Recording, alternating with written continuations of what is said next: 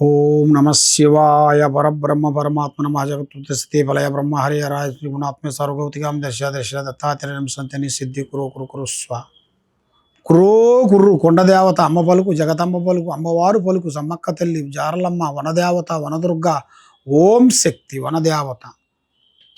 ప్రజలందరికీ నమస్కారము. ఈరోజు మనం తెలుసుకోవాల్సింది మిథున రాశి ఫలితాలు. ఈ మిథున రాశి వాళ్ళకి ఆదాయములు 5, ఖర్చులు 5, అవమానం 3, రాజపూజిత 6. ఇది ఈ జాతకంలో ఉండవలసిన వాళ్ళకి అదృష్టకల జీవితము లలాటకము యోగం. శని స్థానములో నుంచి కుజుడు చేరాడు. దాని వలన అదృష్ట జీవితము లలాటకము యోగము నక్షత్రము. ఈ జీవితములో ఎక్కడికి పోయినా కూడా వీళ్ళిద్దరికీ భార్యాభర్తల మధ్య కొన్ని సమస్యలు ఎదురవుతుంటాయి. వీళ్ళు ప్రేమించిన వాళ్ళు లేదు మ్యారేజ్ చేసుకున్న వాళ్ళు వీళ్ళిద్దరి మధ్యలో కొంత శని ప్రభావము కుజ ప్రభావము 2 చేరాయి. దాని వలన వీళ్ళకి ఏమవుతుందంటే ఒకరికి ఒక అండర్స్టాండింగ్ తగ్గిపోయి చిన్న సమస్యని పెద్దగా చేసుకొని అది ఇంట్లో మాట్లాడుకొని క్లీన్ చేసుకునే సమస్యను పోగొట్టేసి కోర్టు దాకా పోయి ఆ సమస్య గురించి వాళ్ళు పెద్దగా విప్లవం లేపి చాలా వరకు ఇబ్బంది పడుతుంటారు. మరి ఇబ్బంది పడ్డవాళ్ళు చాలామంది మరి దీనికి కారణం ఏమిటా అనేది తెలుసుకోవాలంటే ఈ కింద ఉండాల్సిన నెంబర్కి తప్పకుండా మీరు సంప్రదించండి. కాబట్టి ఈ రాశిలో ఉండవలసిన వాళ్ళకి మృగశిర నక్షత్రము, ఆరుద్ర నక్షత్రము, ధనుష్ట నక్షత్రము, ఈ జాతకములో ఉండవలసిన వాళ్ళకి అదృష్ట గడియలు, లక్ష్మీ గడియలు, పూజ గడియలు కనబడుతున్నాయి.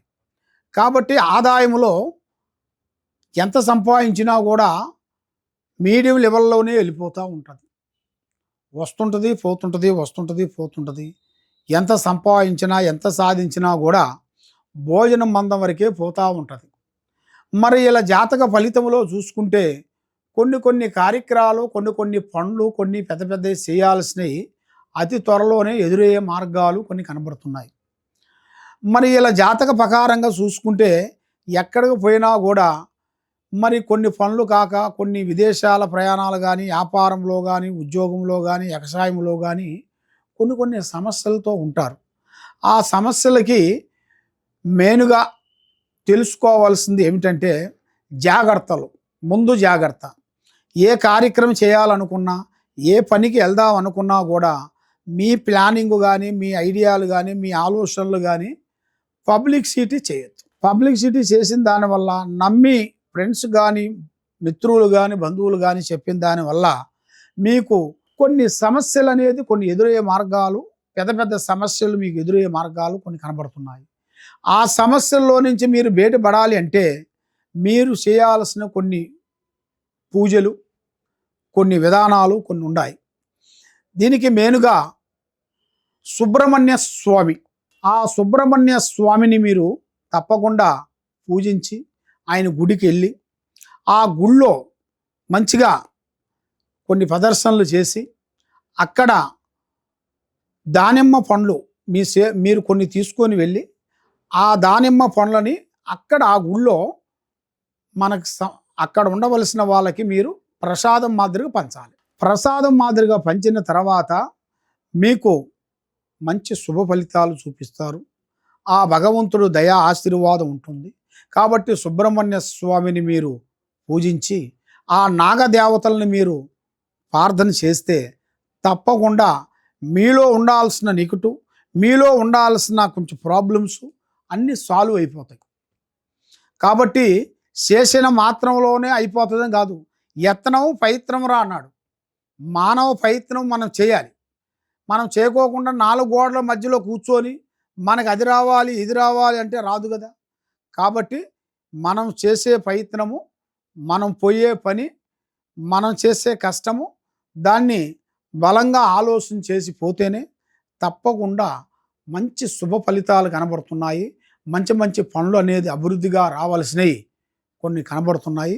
కాబట్టి మీరు వ్యవసాయంలో కానీ, ఉద్యోగంలో కానీ, కొన్ని గవర్నమెంట్ డిపార్ట్మెంట్లో కానీ రావాల్సిన కొన్ని కొన్ని ప్రమోషన్లు, కొన్ని కొన్ని పనులు, కొన్ని కార్యక్రమాలు కొన్ని బ్రేక్ అయిపోయిన దానివల్ల ఇంతవరకు మీరు ఎన్నో రోజుల నుంచి పడ్డ బాధలు, కష్టాలు తొలగిపోయే రోజు మీకు అతి దగ్గరలోనే కనబడుతున్నాయి. అది మీకు 15వ తారీఖు నుంచి మంచి దిశయోగము, లక్ష్మీ యోగము, పూజ యోగము మీకు తప్పకుండా ఎదురవుతుంది. కాబట్టి మీరు దగ్గరలో ఉండవలసిన దైవ దర్శనాలు చేయాలి. వృద్ధులని ప్రేమించాలి, వృద్ధులని ఆశీర్వాదం తీసుకోవాలి, వృద్ధులకి మీ సేవ చేయాలి. వాళ్ళని మీరు ఎంతగా చేస్తే మీకు అంతగా అభివృద్ధి అనేది తప్పకుండా పొందుతుంది.